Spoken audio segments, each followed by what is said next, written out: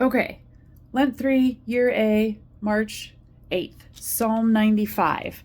Remember, we had said a couple weeks ago the psalm is the commentary on the Old Testament. So we look at this psalm and we think, what does this have to do with Ezekiel 17?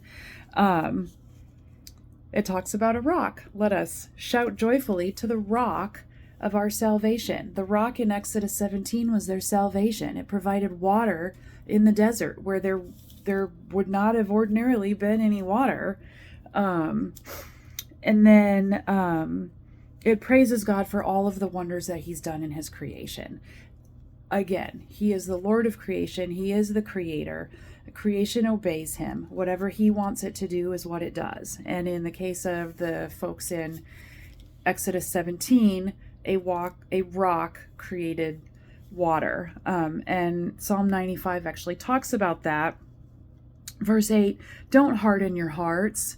David is saying, don't harden your hearts the way our ancestors did at Meribah, as in the day of Massa in the wilderness. Don't be like that. Don't refuse to trust that God has your best interest in mind and is going to take care of whatever it is that you need taken care of.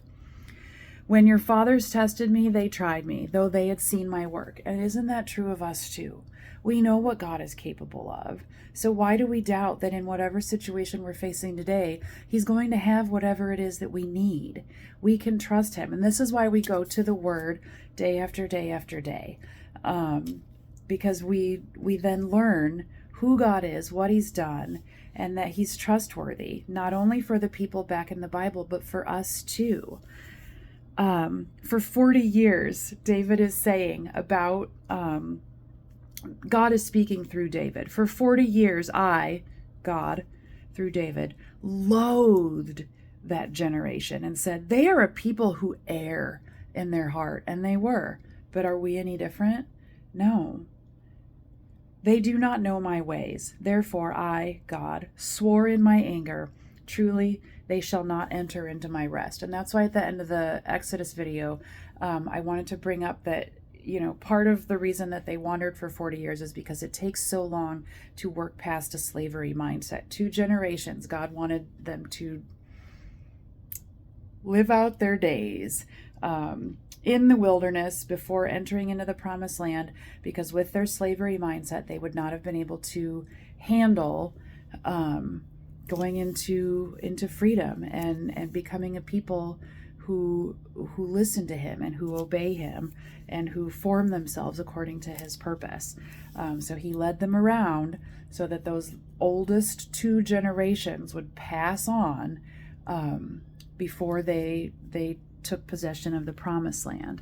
But the beginning of the psalm is really neat, and that brings us a lot of comfort, a lot of encouragement. Let us sing for joy to the Lord. Shout joyfully to the rock of our salvation. God is still our rock.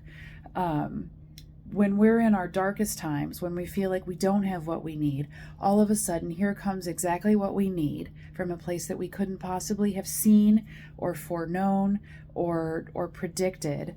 Why? Because God can do whatever he wants. His resources are unlimited. Ours are limited. We're limited to what we're capable of and to what we can see right in front of us. God isn't. And so we sing and we shout and we are joyful no matter what, because we know that this is still the same God and that he's going to provide whatever it is that we need today, right now, for us. The Lord is a great God and a great King above all gods. In his hand are the depths of the earth and the peaks of the mountains, the sea and the dry land. So this is kind of a representation of the order of creation and God's mastery and control over it. Why? For our benefit, because he loves us and because he gave us this place as our home, and he's with us. And so yeah, today we can sing for joy and we can shout joyfully to the rock of our salvation.